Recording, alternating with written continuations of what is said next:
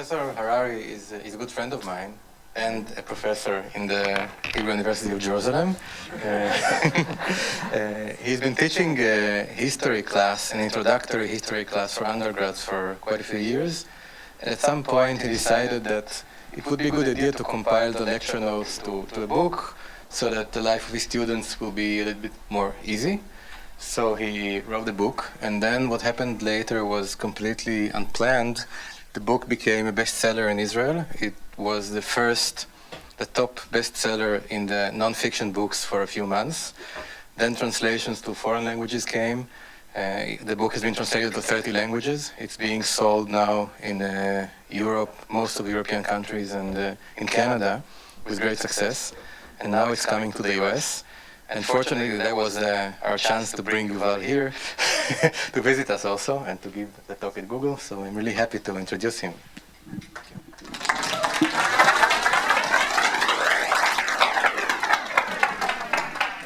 It's a pleasure to be here also, not only to visit Ran and Ariel, but also to be in Silicon Valley, which for me is a kind of special place as a historian. As a historian, I focus mainly on the history of ideas, ideology, mythology, religion. And I think that the most interesting place in the world today, in religious terms, is Silicon Valley. Not the Middle East, not Syria or Afghanistan or Israel or Jerusalem, but Silicon Valley. This is where the new religions that will take over the world are being formulated. And this will also be the topic of my talk for the next hour or so, about the new religions of the 21st century. But in order to understand the future of religion, we first have to say a few words about its past and its present. And I would like to start with asking describing what is the main religion or ideology, worldview, of the world today, in the middle of the second decade of the 21st century. And I think we can say that the dominant ideology of the world at present is liberal humanism, or in short, liberalism.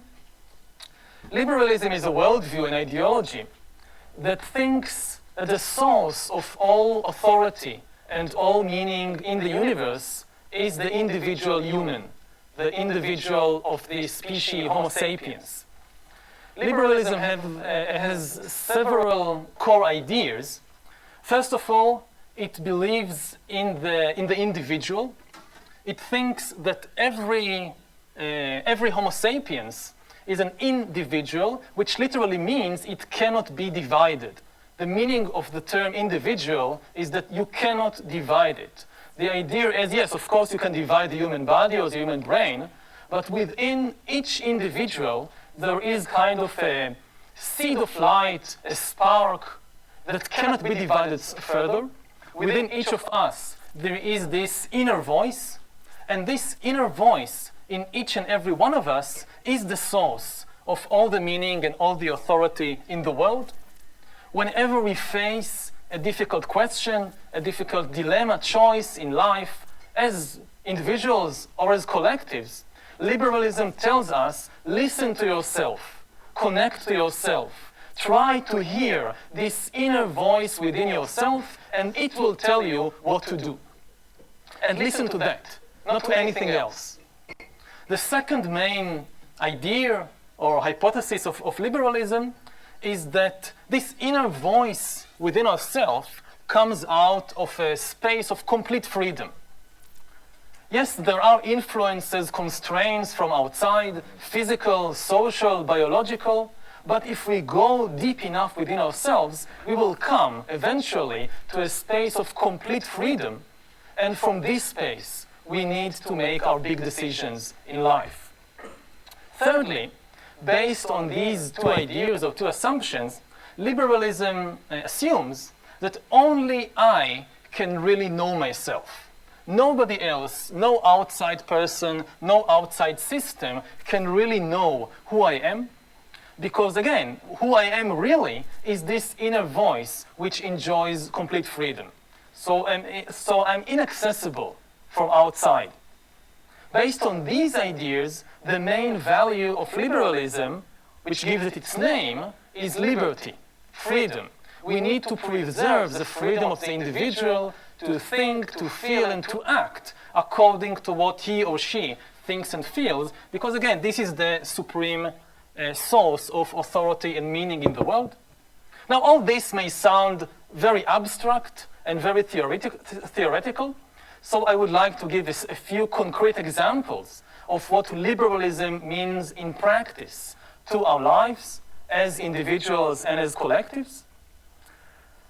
If you think about the field of politics, so what is liberal politics? What is liberalism translated into political terms? You get a democracy with elections and so forth. If we want to know who should rule this country, what kind of economic policies to adopt, what kind of foreign policy to adopt, to make war or to make peace, who should we turn to in order to get answers? We should turn to the inner voices of each individual. So we have elections, and on election day, everybody goes by himself or by herself, and at least theoretically tries to connect. I try to connect to myself to listen what is my deepest feelings, what are my deepest personal thoughts about this issue, and I vote accordingly. And this is how we know who should rule the country, whether to make peace or war, and so forth. So this is liberal politics, which argues that the voter knows best. There is no source of authority higher than the voter. You get the same ideas also in the economic field. What is liberal economics? Liberal economics is the view that the customer is always right. There is no higher authority than the authority of the individual customer. How do we know if a product is a good product? If the customers buy it. There is no other method. There is no higher authority that can say, yes, they didn't buy it, but it's still good. Let's say we're planning a car, and we are organizing a committee of the wisest people on the planet. We take Nobel laureates in physics and chemistry and literature and peace and whatever, and they come together for 5 years with a lot of money, a lot of helpers, and they design the perfect car. And after 5 years, you start producing this perfect car, engineered, invented by the wisest people on the planet, and it goes on sale, and nobody buys it, or very few people buy it. It means that this car is not a good car, according to the tenets of liberal economics. Or perhaps, but eventually you cannot blame the customer. Oh, we produced a perfect car, and we did a perfect PR campaign, but the customers, they are stupid. They don't understand what is good for them. This works in communism, for example. This is the idea of communism. You have really wise people sitting in Moscow. They plan the car which they think is best, and everybody, at least if they are fortunate, get this car. And if they don't like it, it's their problem. But not in liberal economics. In liberal economics, the highest authority in economics is the customer. You get the same ideas in the field of art and aesthetics. Many times in history, many periods, many cultures, people had ideas what is art and what is beauty. And they thought that there are some objective definitions, objective yardsticks to determine whether something is art and whether something is good art. And then comes along liberal art and liberal aesthetics in the 19th, 20th century. And just as in politics, the voter knows best, and in economics, the customer is always right, so in liberal art also, the customer or the viewer, he is or she is the highest authority. According to liberal art, beauty is in the eyes of the beholder, in the feelings of the person watching or seeing the painting, the architecture, the play, whatever it is. In 1917, in a very, very famous gesture, Marcel Duchamp took a urinal, said this is art, called it Fountain, signed his name, Marcel Duchamp, put it in a museum in Paris, said this is art. This is beautiful. And ever since then, in every introductory course to art history in university, they bring this image, and the argument starts. Is it art? No, it's not art. Who determines what is art? Is it beautiful? It's not beautiful. And eventually, if you're liberals, you will reach the conclusion that art is whatever I define to be art. And beauty is in the eyes of the beholder. Whatever I think is beautiful, it's beautiful. And nobody out there can come to me and say, you think it's beautiful, but it's not. There is some higher authority. If you think that this is art, beautiful art, and you're willing to pay millions of dollars for it, and it costs millions of dollars today, this fountain, then it's art. The same ideas also apply to the field of ethics. How do you know if an action is good or evil, if it's ethical or unethical? Well, suppose I live in the Middle Ages, and I fall in love with another guy, and I go to the priest and tell him in confession, this and this happened. So the priest will say, this is very evil. What you have done, you'll go to hell for this. Why? Because God thinks it's evil, because scriptures say it's evil, because I, the priest, say this is evil. And then I said to the priest, but I feel very good about it. So the priest would say, but we don't care what you feel. Your feelings are unimportant. You don't determine what is good or evil by what you feel. Then come liberalism in the modern age and say, no, the highest authority in the field of ethics is also the feelings of individuals. There's nothing beyond that. If it feels good, do it. If you feel good about it, if everybody feel good about it, then there is absolutely no reason in the world why it should be evil or bad. Now, there are, of course, problems. What happens if a particular action causes some people to feel good and other people to feel bad? This is when you have arguments within liberal ethics. Say, for example, an extramarital affair. I have an affair outside of marriage. I feel very good about it, but if my spouse finds out, he will feel bad about it. And probably I will also feel bad about it. And if we say we divorce as a result and we have children, they will feel bad about it. So what is more important? My good feelings at a particular time, or the bad feelings of my spouse or my children? Different people have different views on this question, but as long as they are liberal, the argument will be done in terms of feelings. The question will be, what feeling is more important? Even very religious people today understand this. And if you think about the terrorist attacks in France on the Charlie Hebdo, after the attack, all kinds of organizations, Muslim organizations and even non-Muslim organizations, began to say things like, but look, this newspaper, it was not doing something very wholesome because it was causing millions of devout Muslims around the world to feel bad. It didn't take into account their feelings. Now, it's very interesting that they use this argument because even those who try to say it's not good to draw caricatures of the Prophet Muhammad, they don't say it's not good because Allah forbade it or because it's wrong according to the Quran. They say it's not good because it hurts the feelings of people. So even those arguments are praised in liberal terms of feelings. And finally, just to give a last example, from the field of education. What is liberal education? The main idea of liberal education is that the student or the pupil is the highest authority, not the teacher, not the professor. In liberal education, the main thing you try to teach your pupils or your students is to think for themselves. They are the highest authority. You go from kindergarten to the university, and you ask the teacher, you ask the professor, what are you trying to teach? And he or she will say, well, I try to teach history, or mathematics, or physics, but above all, I try to teach my students to think for themselves. This is the most important thing. If he or she are liberal educators, it doesn't always work, of course. Not all the universities or schools manage to do it, but this is the general ideal accepted by all liberal institutions of education. Now, when we look at the world of today in 2015, we can say that the liberal package dominates most of the world. This liberal package contains human rights, which are these walls, defenses established to protect the inner freedom of each individual. This is the human rights. This package contains belief in individualism, in liberal democracy, in free market economy.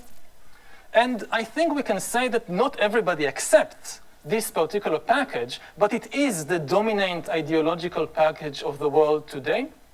And there is very little viable alternatives or real alternatives to this package at present. Over the last few years, we have seen a lot of social protests in different places in the world, but the vast majority of the protests were done in the name of the liberal values, not against them. People were coming to the governments and saying, you don't live up to the liberal ideals. We want the politics to be more democratic. We want economics, the economy, to be more free. They didn't have, the vast majority of social protests did not have any alternative to this package. They simply wanted it to be implemented better than it is being implemented today.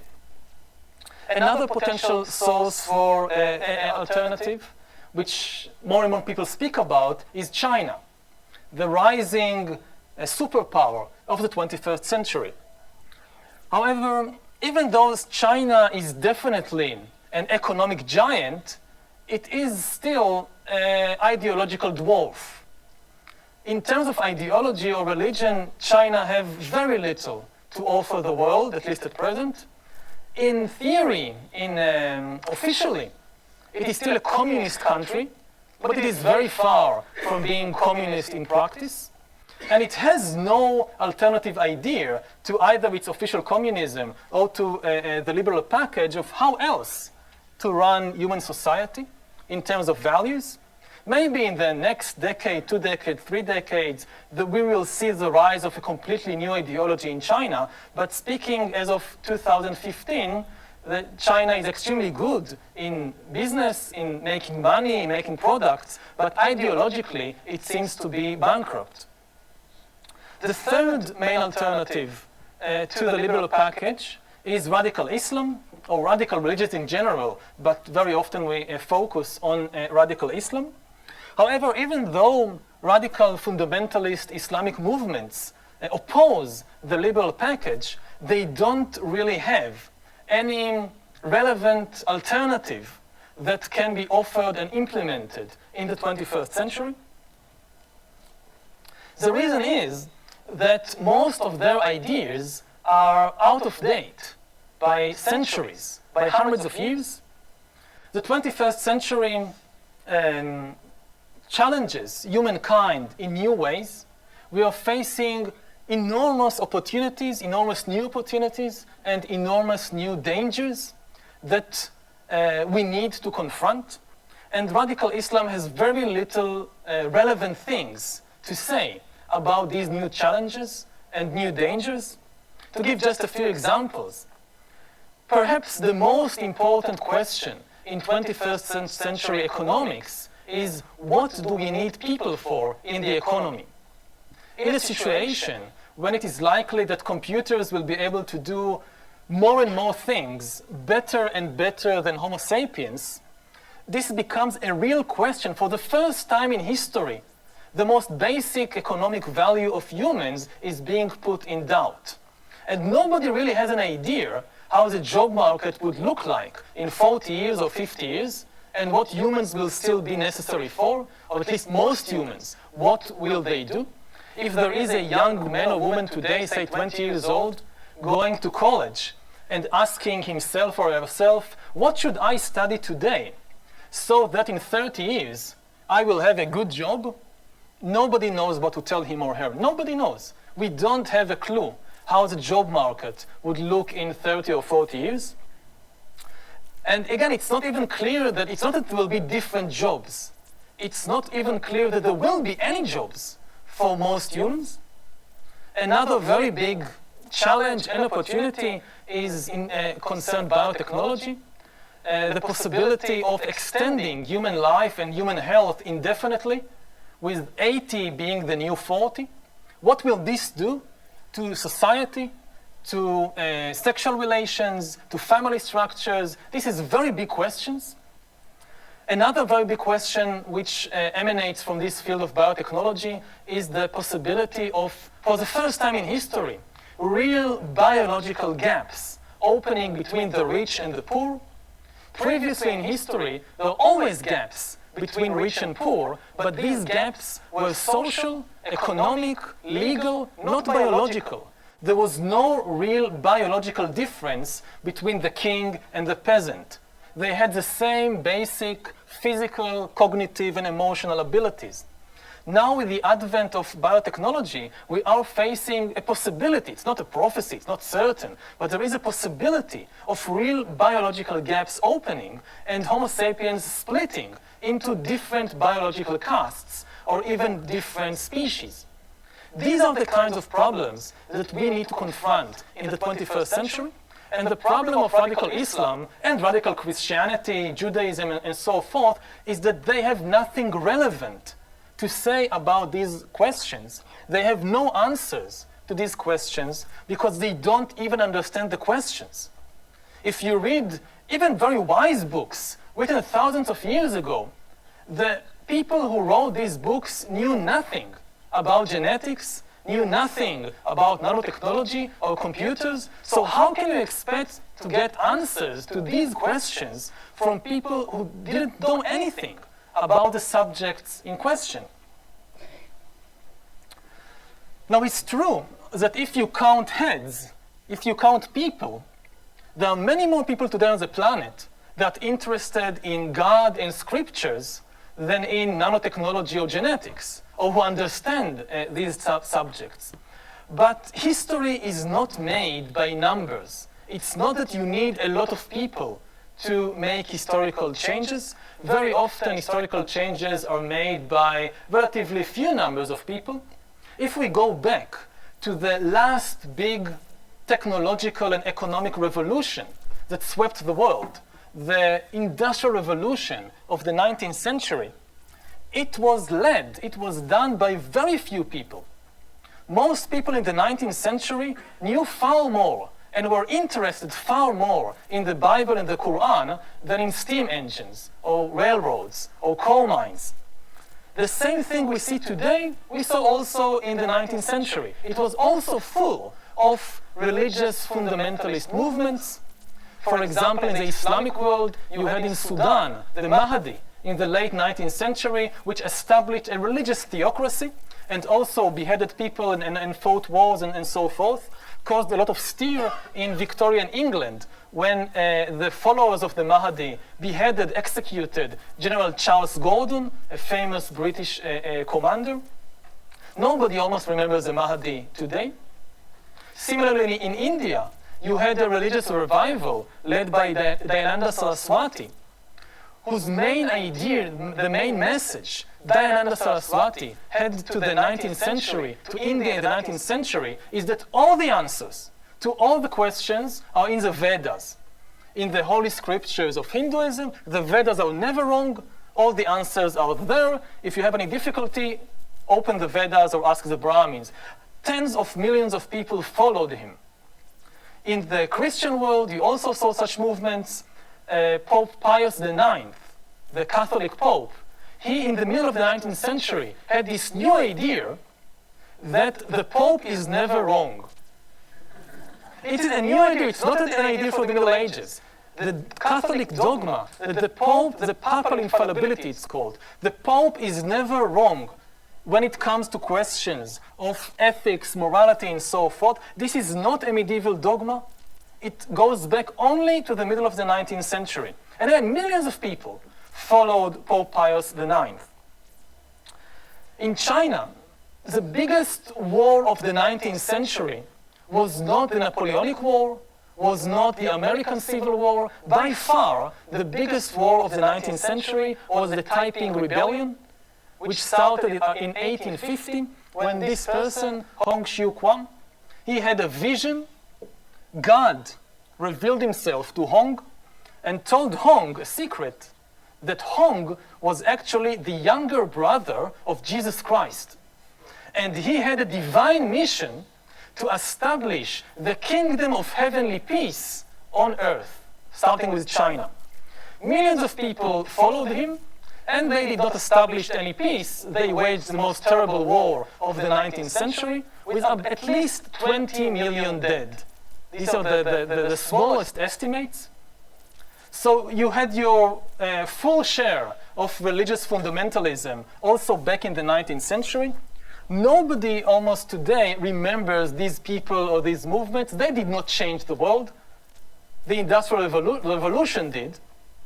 Well, these people in Sudan or in India or in China were concerned about scriptures and God and heaven and so forth. A few engineers and a few technicians and bankers and financiers in Manchester and Liverpool and Birmingham, they changed the world. They shaped the world in which we live today.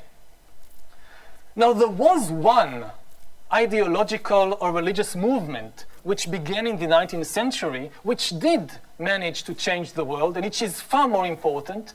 And when we think back about the 19th century, and we ask ourselves what was the big ideology, the big ethical ideas that came from this period, we think not about Pope Pius IX or the Mahdi, we think about socialism and communism. In 1800, there was hardly any socialists or communists, very few. Even in the middle of the 19th century, there was still a fringe group of bizarre people who have such thoughts. But there was one crucial characteristic about these bizarre people, like Marx and Engels, that enabled them to really change the world and to create an ideology that spread over the entire planet and helped to shape our life today. The crucial thing about Marx and Engels and later Lenin and Trotsky and all these fellows is that they did not just read old books from hundreds of centuries previously. They studied the technology and the economy of their own day. And they tried to create a new ideology which will be suited to the new opportunities and challenges of 19th century technology and 19th century economics. Lenin was once asked, in a very famous occasion, Lenin was asked by his followers, please, Vladimir, tell us in simple language what communism is. We are not going to read the Capital, a very, very dense book. We don't want to hear now this long philosophical talk. In very few words, tell us what communism is. And Lenin answers, communism? Communism is power to the workers' councils, the Soviets, plus electrification of the entire country. You cannot have communism without electricity, without the steam engine, without telegraph, radio, railroads. The communist system of production and economics demands these things. You could not have established a communist regime in 16th century Russia. Impossible. First, you must have an industrial revolution.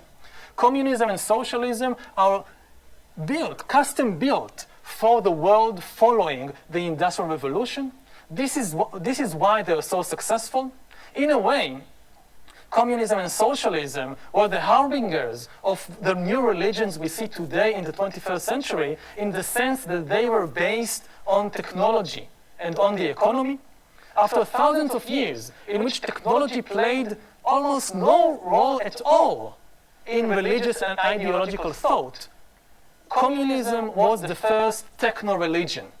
A religion or ideology, if you prefer, that promises roughly the same thing that were promised by the traditional religions.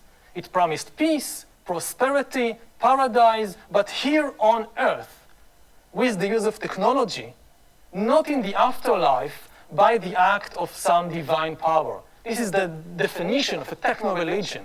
It promises whatever it promises here on earth with the help of technology. And communism was perhaps the first to show the way. And it completely changed our entire ideological discourse. Previously, the main dividing lines between people in their beliefs concerned questions like, do you believe in God? What God? Do you believe in soul? What kind of soul? What happened after death? These were the main questions that divided, say, Christians from Muslims and Shiites from Sunnis. After communism, everything changed. Now people more and more began to define themselves by how they think about technology and economics. Sounds very strange, but not very long ago, 30 years ago, humankind was almost destroyed in a nuclear war between two camps who were divided not in what they thought about soul or God or the afterlife. They were divided in what they thought about how economic production should be organized. So communism really changed the rules of the game. Even if you don't accept what Marx said, you started speaking in similar terms in the questions that you asked. And we see indeed that the traditional religions, Hinduism, Islam, Judaism, Christianity, they did not disappear. It's not that people stopped believing in them. They just became less and less relevant, less influential. They were transformed essentially from a creative force into a reactive force. In the Middle Ages, they were very creative forces. Much of the new technological, economic, political, administrative techniques of the Middle Ages were pioneered by the Catholic Church. The best equivalent for Silicon Valley in the 13th century is the Vatican. This is where all the new ideas about administration, about information processing, this is where you went, to the Vatican. The first archives, libraries, systems for archiving information, cataloging information. This is something the church was best in doing. If you were a king in the 13th century and you wanted somebody who knows how to handle information, to help you run your kingdom, you turned to monks. You turned to priests. They were the experts. So back then, there were still very creative forces. But in the last 200 years, they became reactive forces. They are still there, but most of what they do is react to the changes, to the inventions, to the discoveries that other people make. Like somebody invents the contraceptive pill and completely changes the sexual sphere, and then the Pope and the priest, they scratch their head. What do we do with this? What do you do? Is it okay? Is it not okay? They react. Similarly, somebody invents the internet. And then you have all the Jewish rabbis also scratching their heads. What do we do with that? Is it okay? Is it, use it like this, like that? And it's not only technology. Also new ethical ideas. The 20th century is full of them. Perhaps the most important is feminism. After thousands of years of patriarchal society, we have the feminist revolution completely changing social structures, families, and so forth. And again, you have all the rabbis and ayatollahs and priests. They think, how do we need to react to that? It's not our initiative, but we have to do something with it. So they're reacting in this way or that way. A very good way of grasping the changing place of these religions in the world is to ask yourself two questions. First, ask yourself, what is the most important discovery of the 20th century? And this is a very difficult question because there is a lot to choose from. Perhaps it's antibiotics. Perhaps it gave each one of you at least 10 years of your life, on average, you owe to antibiotics. It's a huge difference. Maybe it's nuclear weapons. Maybe it's a computer. Maybe it's not technology, but some ethical idea like feminism. Perhaps feminism is the most important discovery of the 20th century. Difficult question to decide. Now ask yourself a second question. What is the most important discovery made in the 20th century by theist religions? Religions that believe in God, like Islam or Hinduism or Judaism. Again, it's a very difficult question because you can't think about anything. What did these people discover in the last 100 years that changed our lives? Yes, they are still influential in the way that they react to the inventions and discoveries of others, but what new things did they discover? I at least can't think about anything which you can mention in the same sentence with antibiotics or feminism or nuclear weapons. So we see that the usual challenges that we think that perhaps there are still in the world to liberalism are not really challenges. Neither China nor radical Islam nor the social protests, they don't really have a relevant alternative to the liberal package. But this does not mean that liberalism is safe, just the opposite. It seems that we are on the verge of the collapse of liberalism, and the collapse of liberalism will not happen because of things that people are doing now in Syria or Iraq or in Libya, but because of things that people are doing here in Silicon Valley and in Stanford University and in my university, in the Hebrew University. What kind of things? Well, it starts with the life sciences. The basic problem of liberalism today in the early 21st century is that the life sciences are telling us that it is nonsense. The basic beliefs on which liberalism are built were perhaps sounded sensible in the 18th century, in the era of Locke and Rousseau and these people, but there is a huge gap between what liberalism tells us about the world and about Homo sapiens and what the life sciences in the early 21st century are telling us about Homo sapiens. Liberalism believes in individualism, as we said earlier, that each one of us is an individual. We have this ray of light, this core, inner core, which is individual. This is a real self. Well, according to the life sciences today, there is no such things. All animals, including humans, are not individuals. They don't have souls. They don't have any essence. They don't have any inner core. They are basically a collection of biochemical algorithms, all kinds of algorithmic systems that build the brain, that build the human being, the giraffe, the elephant, whatever it is. And if you peel all the layers, all the systems that make up an animal, an organism, like an onion, you peel one layer after the other, one layer after the other, in the end, you won't get an inner core of light or a soul. You will get nothing. There is just nothing left. When you take out all these different biochemical algorithms, nothing is left. There is no individual.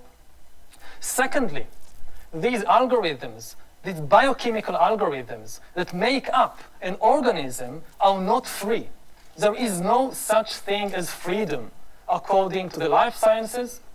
All systems in nature, including these biochemical algorithms, they work according to just two possible principles. Either they are deterministic, or they are random. Perhaps some events on the quantum level insert a certain randomness into the biochemical processes of our brain, of our nervous system, of our body, but that's it. There is the word freedom simply has no meaning in the life sciences of today. Taking these two ideas together, that an organism, including Homo sapiens, which is just another animal, like the chimpanzees and giraffes and so forth, if an organism is just a collection of algorithms, and these algorithms are not free in any sense, this means that at least potentially an external system, an external entity, can understand me perfectly. It just needs to understand all the algorithms that come together to build this machine, this structure. And the crucial thing is, the crucial insight is that even our sensations, even our emotions, even our feelings, liberalism believes above all else in our feelings. How you feel about politics, about art, about sexuality. This is the holy grail of liberalism, our feelings. But now come the life sciences and say feelings are just biochemical algorithms calculating what? Calculating either of two things: probabilities of survival and probabilities of reproduction. That's it. the Homo sapiens, like giraffes, like elephants, they are calculating all the time. All their body is just a calculating machine for calculating probabilities of survival and reproduction. This again may sound a bit abstract, so I will give two simple examples. First of all, problems of survival. Let's say you are in a baboon, and you are somewhere in the savannah in Africa, and you see a tree with bananas on it. And you ask yourself, should I go and take these bananas?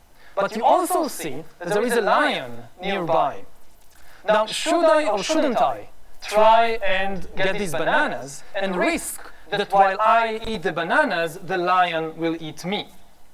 Now, in order to reach a good answer, what I need to do is to calculate probabilities, and I need to take into account a lot of information in order to do it correctly. I need information about the bananas. How far are they from me? Are there any obstacles on the way? How many bananas? Are they ripe or are they green? It's one thing if there are 20 ripe bananas, and it's another thing if there are just 2 unripe bananas. I also need information about the lion. How far is it? How big is it? Is it asleep? Is it awake? Does it seem hungry? Does it seem satiated? And thirdly, I need a lot of information about myself. How fast can I run? How hungry I am? If I'm on the verge of starvation, if my energy is so low that I may die within a few hours if I don't eat something, then no matter how big the danger is, I should try and get these bananas, because otherwise I'll die anyway. If on the other hand, I just now had a big feast, there is no reason to risk my life for these bananas, even if the danger is relatively small. Now, to reach a good decision means a decision that will enable me to survive. I need to take all that information into account and weigh it together somehow, calculate all the probabilities together. How do I do it as a baboon? I don't take out a piece of paper and pen, or a calculator, or a computer. I don't have it, and I don't need it, because my entire body is a calculator that was built for millions of years by natural selection to do exactly that. What we call emotions, sensations, feelings are simply biochemical algorithms that take all that information, all that huge amounts of information from outside and inside, and within a split second, reach a certain decision, a certain probability. Now, the result does not show up as a number, like in some futuristic science fiction movie that the baboon or the person sees a number in front of his eyes. No. The result will come up simply as a feeling. This is what feelings are. They are the result of these calculations. If the result is that I should try and get a banana, it will come up as the emotion of courage. I will feel very courageous, my chest will be puffed up, and I will run to the bananas. If the calculations reach the conclusion, reach the result, that I shouldn't risk my life, the chances are too small, then the result again will not be a number, it will be a feeling. It will be the feeling, the emotion of fear. I will feel very frightened and run away. And sometimes the calculations are just in the middle. It's not clear if it's a good idea or a bad idea in terms of survival to reach for these bananas. And these too will show up as an emotion, as a feeling. I will feel confused. I will feel I don't know what to do. To take the bananas, not to take them. These two will be a feeling. The other type of calculation problems that this machine is built to calculate concerns not survival, but reproduction. And again, you look at, if you're a peacock, you look at a peacock. If you're a human, you look at a human. And you need to make up your mind, sometimes very quickly, is this a good mate or not? And again, lots of information floods in, from the eyes, from the ears, from the nose, from within the body, and within a split second, you get the result, not as a number, but as a feeling. you will feel this is beautiful, this is attractive. Oh no, it's not beautiful, it's not attractive, it's disgusting, whatever. All these sexual feelings, again, they are biochemical algorithms. They are not some spiritual whatever that comes from the sky. They are the result of very, very complex biochemical algorithms that natural selection has evolved and selected for millions upon millions of generations until they came to us. Now, so far, these biological insights actually supported liberalism. Because liberalism, as I said earlier, it believes in feelings as the supreme source of authority. What I feel, this is the supreme source of authority on the planet. And biologists could come and say, this is actually a very keen insight. This is true. Because if you want to make decisions about your life, and you have two potential sources of authority, say the Bible or your own feelings, biologists will tell you, go with your feelings. The Bible contains the wisdom of a few priests in ancient Jerusalem. That's it. Your feelings contain the wisdom of millions upon millions of years of evolution. The algorithms that are your feelings have passed the most rigorous tests of natural selection. Each one of your genes and each one of your algorithms is here today because it has succeeded for millions of years to pass the most rigorous tests of natural selection. So if you need to make a decision, you better go with your feelings. This was the situation maybe until today. But now things are changing. In two ways things are changing. First of all, biologists decipher the biochemical algorithms that compose our body and that are responsible for our feelings. They are no longer mysterious entities as they were before. We understand them better and better, why I feel this way in this particular situation. And secondly, we have computer scientists that are creating better and better electronic algorithms.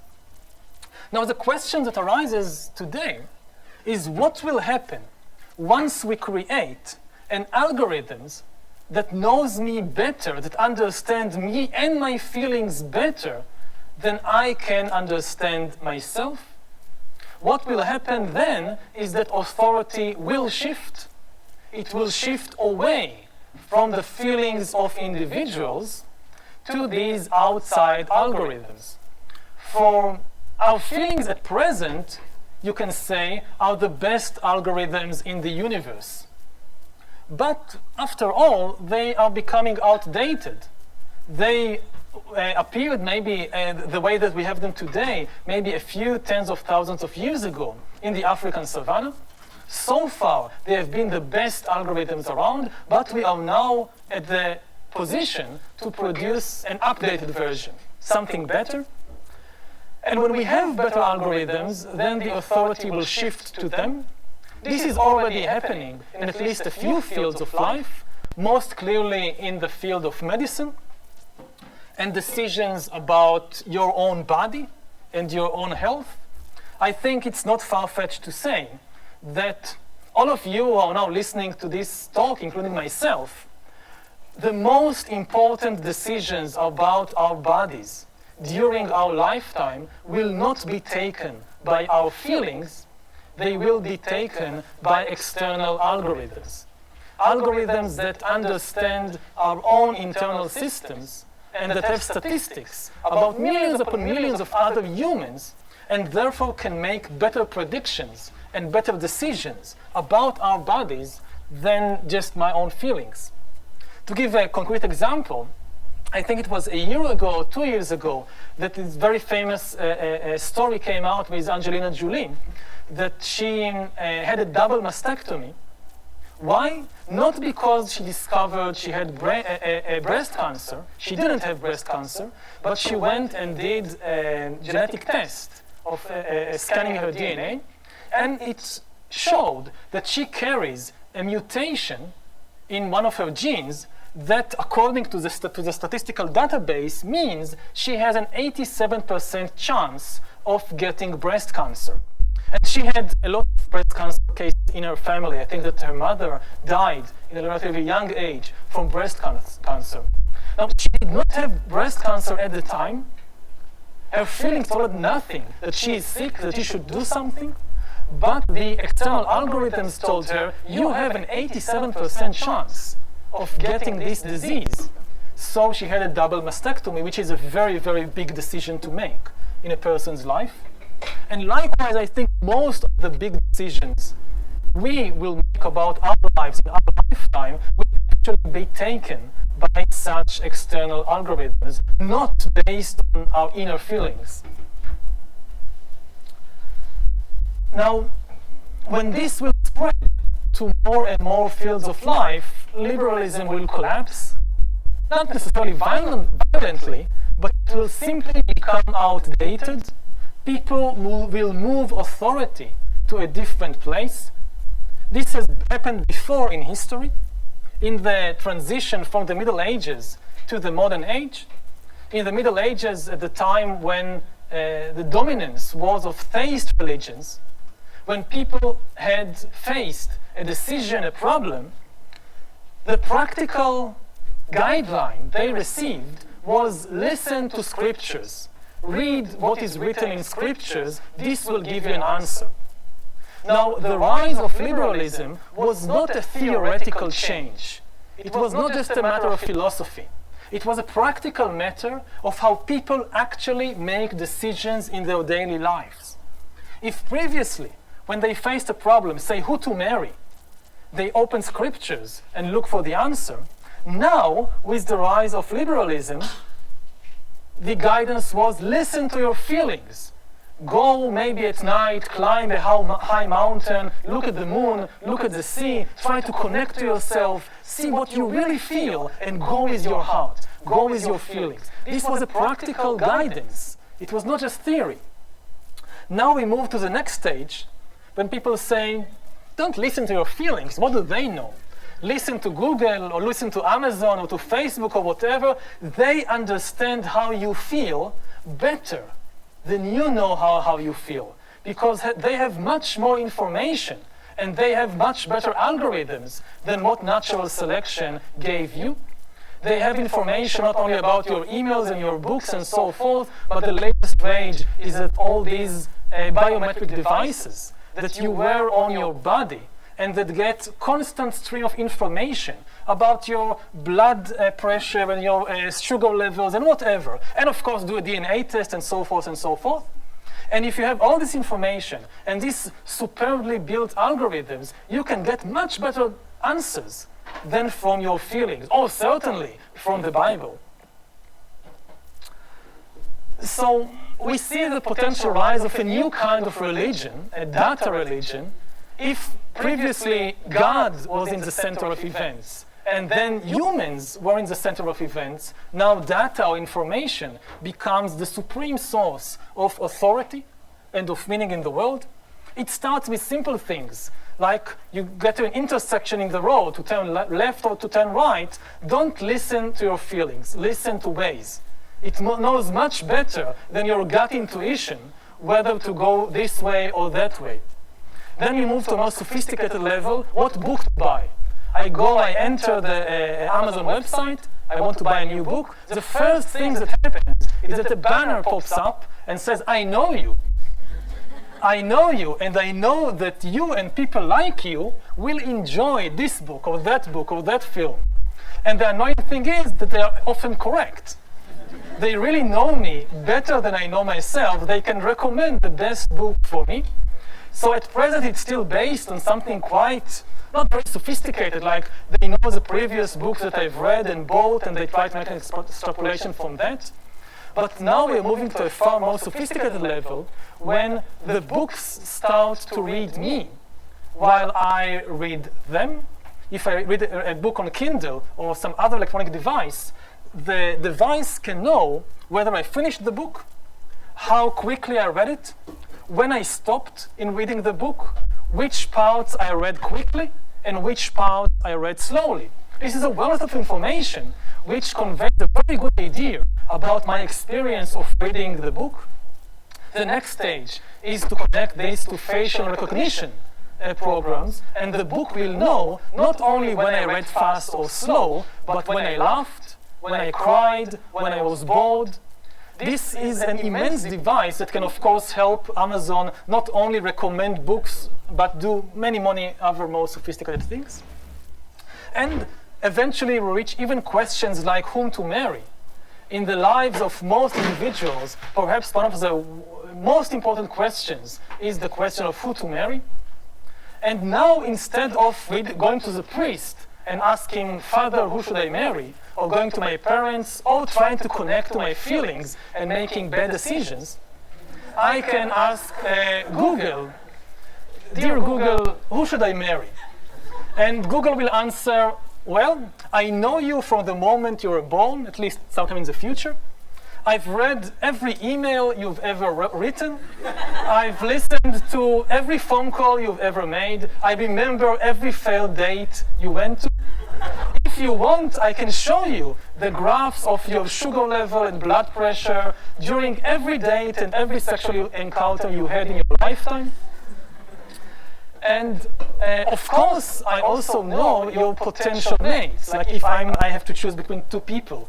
So yes, I know him and I know him, or her and her, just as I know you. And based on all this information, and not only on all this information, but based on databases of millions and millions of successful and unsuccessful relationships, I can recommend to you at a probability of 87% that you had better go with A and not with B. And one more thing, I know you so well that I also know that you are disappointed by what I just tell you. I told you to choose A, but secretly you actually prefer B. And I also understand why you make this mistake. You give too much importance to physical appearances, to external beauty. Now, I'm not saying that beauty is not important. Beauty is very important, but you give it too much weight. In my calculations, which are based on these enormous statistical databases, I know that beauty counts for 9.62% of the success of a relationship. But your old-fashioned biochemical algorithms, because of things that happen in the African savannah, give this data, beauty, they give it 27.5%, which is far too high. So believe me, even though you feel that B is the right answer, go for A. And this is an empirical question. If enough people, enough time will consult and get a good answer that they will be happy with, then with time, more and more decisions about small things and about big things will be done in such a way. Authority will shift from the feelings, from the inner feelings of the individuals to the wisdom of these external algorithms. This is a very favorite topic in many science fiction movies and books and whatever. The usual plot of science fiction movies or books goes like this. Computers or robots become very powerful. Then there is a big war between humans and the robots, or humans and the computers. And the computers are so powerful, they know everything, they can do anything, but they don't understand the inner spirit of humanity. They don't understand love or whatever, and this is why humanity wins in the end. This is a very common plot in many of these movies because their audience is humans. So they have to sell this kind of fiction.